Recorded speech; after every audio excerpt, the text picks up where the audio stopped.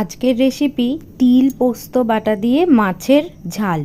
তো প্রথমে আমি মাছটার মধ্যে হলুদ, কাশ্মীরি লঙ্কা গুঁড়ো আর নুন মাখিয়ে নিয়েছিলাম, আর তিল পোস্ত একসাথে গুঁড়ো করে বেটে নিয়েছিলাম।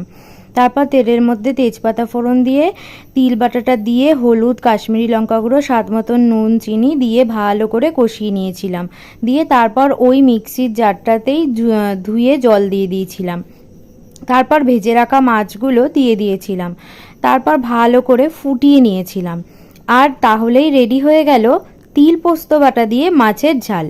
এই রেসিপিটা যদি তোমাদের ভালো লেগে থাকে তাহলে একটা লাইক, সাবস্ক্রাইব, কমেন্ট, শেয়ার করে দিও। এই রেসিপিটা আমি আমার মায়ের থেকে শিখেছি। আর এই মিনি ভ্লগটা যদি ভালো লেগে থাকে তাহলে দেখা হবে নেক্সট মিনি ভ্লগে। এরকম ছোট ছোট রেসিপি আমি চেষ্টা করব তোমাদের সামনে তুলে ধরার জন্য। দেখা হচ্ছে নেক্সট মিনি ভ্লগে। ততক্ষণ অবধি ভালো থেকো, টাটা, বাই।